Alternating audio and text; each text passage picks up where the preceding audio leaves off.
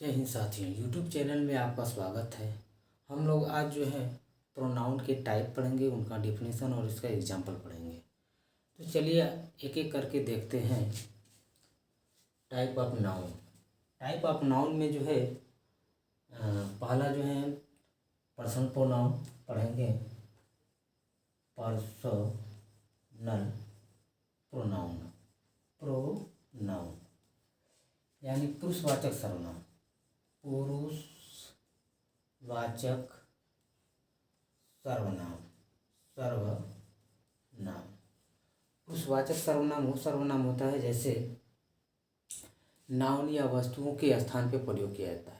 जैसे एग्जाम्पल में इसको हम इस तरीके से डिफिनीशन भी लिख सकते हैं।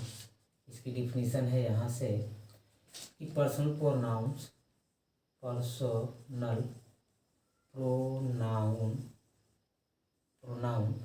is used in place of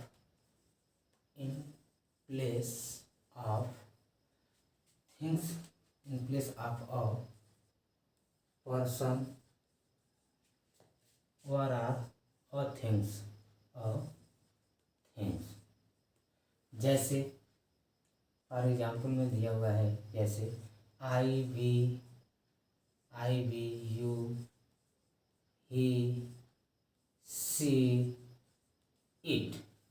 जैसे हमने कहा कि he is a teacher, he is a teacher, he is a teacher, he is a teacher. यानी ही यहाँ पे क्या है, पर्सनल प्रोनाउन है। उसी तरीके से यह वस्तु के विषय में बताता है।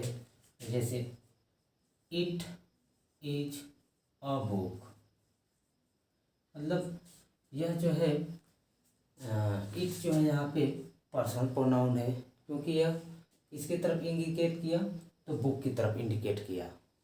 अब इसके बाद जो है हम लोग देखते हैं डिमॉन्स्ट्रेटिव प्रोनाउन। तो इसको जो है इरेज कर रहे हैं, आगे देखते हैं।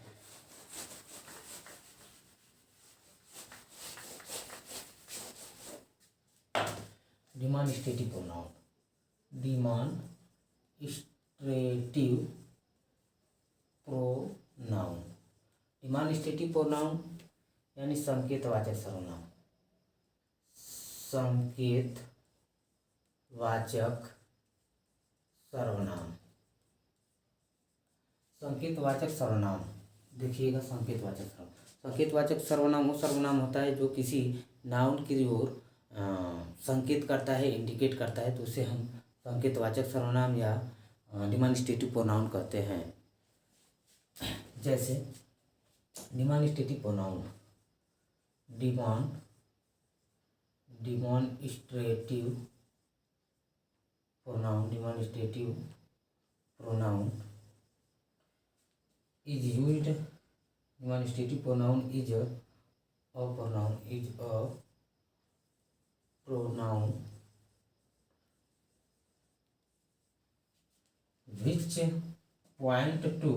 which point to a noun या indicate noun। जैसे में इसमें दिया है पर्सन और थिंग्स, अ पर्सन और थिंग्स, मतलब यह किसी वस्तु या व्यक्ति की ओर संकेत करता है, तो उसे हम डिमॉन्स्ट्रेटिव प्रोनाउन कहते हैं। जैसे एग्जाम्पल में देखेंगे, एग्जाम्पल में दिस है, दैट है, दिस दैट, दोज है और दीज है। ठीक है, अब इसका प्रयोग पढ़ेंगे। जैसे this is my book, this is my book, यह मेरी किताब है। अब यह जो है इंडिकेट कर रहा है कि किताब की ओर। ठीक है, इसके बाद देखेंगे दोज आर बर्ड्स। अब यहाँ पे दोज जो है इंडिकेट कर रहा है बर्ड की तरफ, अब इसके बाद जो है आगे देखेंगे तीसरा नंबर पे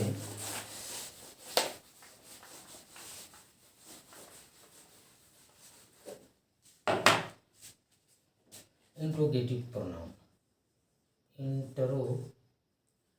इंट्रोगेटिव प्रोनाउन यानी प्रश्नवाचक सर्वनाम। प्रश्नवाचक सर्वनाम, ठीक है। प्रश्नवाचक सर्वनाम यानी interrogative pronoun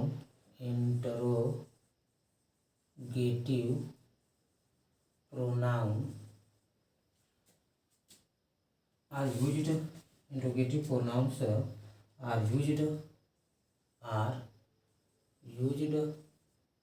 to ask question, questions यानी क्वेश्चन यानी इंट्रोगेटिव प्रोनाउन होता है जो को प्रश्न करने के लिए इंट्रोगेटिव प्रोनाउन का प्रयोग किया जाता है। जैसे एग्जाम्पल में हो, whose,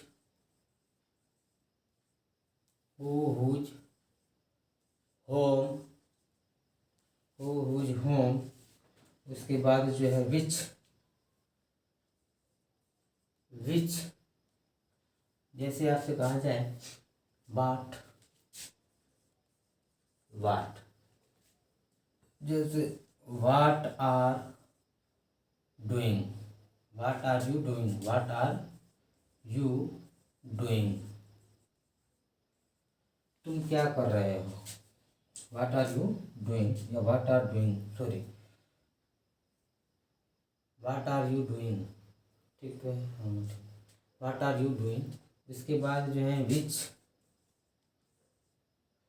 which are your book, which are your book यानी तुम्हारी बुक कौन सी है, तुम क्या कर रहे हो, व्हाट आर यू डूइंग। अब इसके बाद जो है हम लोग आगे देखेंगे, यहाँ पे जो है ये इंट्रोगेटिव प्रोनाउन है। अब इसके बाद आगे देखेंगे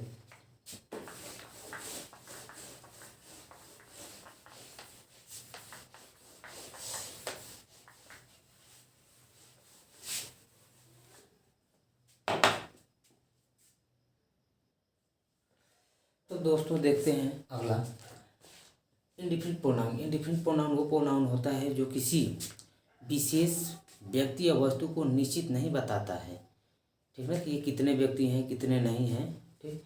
तो इसलिए इसे हम इंडिफिनिट प्रोनाउन कहते हैं।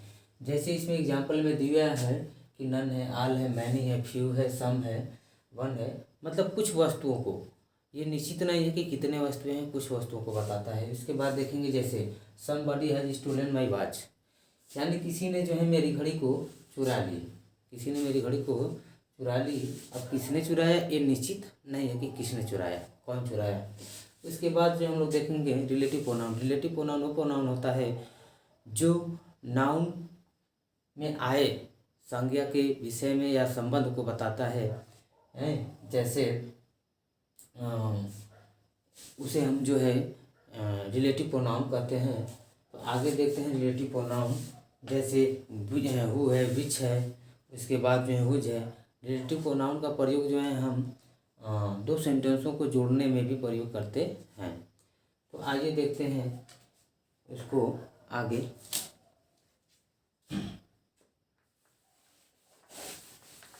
रिलेटिव प्रोनाउन की एग्जाम्पल, तो रिलेटिव प्रोनाउन के एग्जाम्पल में हम लोग देखेंगे